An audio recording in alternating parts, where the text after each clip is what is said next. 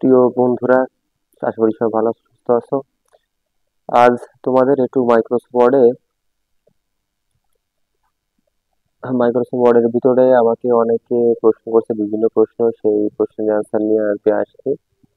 প্রশ্নটা এমন ছিল যে আমরা কিভাবে পেজ নম্বর করবো, অর্থাৎ ধরো আমি একটা পিডিএফ করলাম বা যে কোনো একটা কিছু করলাম, করার পরে সেখানে আমার পেজ নম্বর করতে হবে 1 2 3 4 5। তো তখন তোমরা কি করবা? আহ সেই বিষয় নিয়ে আমি আজকে আলোচনা করব। এই যে ইনসার্ট বিষয়টা দেখতেছো, এই ইনসার্টে তোমরা চলে যাবে। এই ইনসার্টে চলে যাবে, অর্থাৎ প্রথমে আমরা ইনসার্টে চলে গেলাম।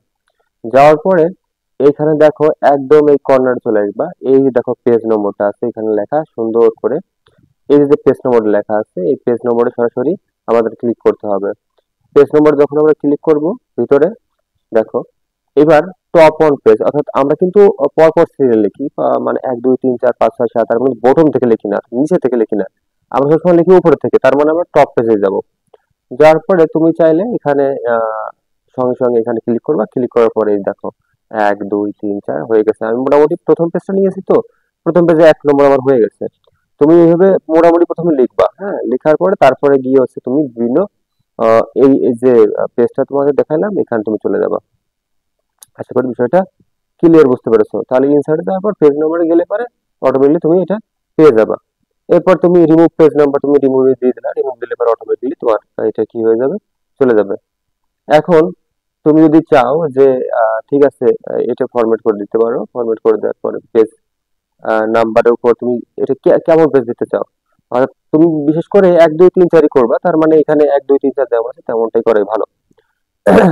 এটা হলো তোমার এই পেজ নম্বরের বিষয়টা। এখন অনেকে বলে যে টেবিলের বিষয়টা, টেবিলের বিষয়ের আগের আমি একটা ভিডিও দিয়েছি, তারপর আরেকটা ভিডিও দিচ্ছি। এই যে টেবিলের বিষয়টা, তুমি সরাসরি এই ইনসার্টে চাপ দিবে, ইনসার্টে চাপ দেওয়ার পরে টেবিলে চলে যাবে। টেবিলে চলে যাবে আর তোমার যতগুলো টেবিল লাগবে ততগুলো টেবিল এখানে ইউজ করতে পারো। এই দেখো সুন্দর করে তোমার টেবিলটা হয়ে গেল।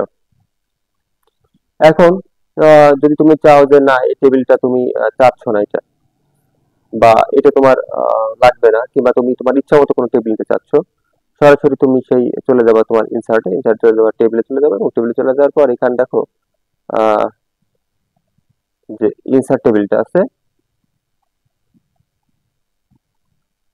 হুম, এই ইনসার্ট টেবিলে যাওয়ার পরে তুমি তোমার ইচ্ছে মতো, হ্যাঁ, এখানে এই যে দেখো তুমি কতগুলো নিতে চাও, তুমি কলাম নিতে চাও কতগুলা, কিংবা র নিতে চাও কতগুলা। ধরো আমি 3টা র নিবো আর 2টা কলাম, 3টা কলাম নিবো। তাহলে ওকে চাপ দিলাম, দেখো আমার এটা চলে আসবে অটোমেটিক। আশা করি তুমি বুঝতে পারছো বিষয়টা। সরাসরি এটা তুমি ডিলিট করে দিতে পারো। সরাসরি তুমি এটা পেজটা রিমুভ করে দিলা।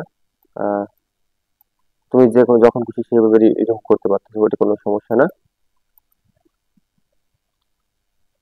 তুমি এখানে ড্র করতে পারো, কিংবা ইনসার্ট টেবিল করতে পারো, হ্যাঁ, এক্সেলে কাজও করতে পারো। তুমি এখানে যে কোনো কিছু তোমার ইচ্ছা মতো তুমি করতে পারো। আশা করি বুঝতে পেরেছো। তো এই ছিল মূলত তোমাদের পেজ নম্বর কিভাবে তুমি করবা, টেবিল কিভাবে করবা, এই দুটো বিষয়ে আলোচনা। আশা করি তোমাদের উপকৃত হবে। তো এই ধরনের আরো ভিডিও আমি ছাড়বো, যেহেতু যদিও এখানে আমি শিক্ষামূলক ভিডিও ছাড়ি, এই ধরনের ভিডিও আমি ছাড়বো, যেহেতু অনেকে আমাকে প্রশ্ন করে, জানতে চায়, এই জন্য আমি ভিডিওটা ছাড়বো। এবং তোমাদের যদি অনেক কিছু থাকে বা জানার থাকে, তাহলে আমাকে অবশ্যই কমেন্ট করে জানাবে। সবাইকে অসংখ্য ধন্যবাদ সম্পূর্ণ ভিডিও দেখার জন্য। এবং যদি ভিডিওটি ভালো থেকে থাকে, চ্যানেলটি অবশ্যই সাবস্ক্রাইব করো। ধন্যবাদ সবাইকে।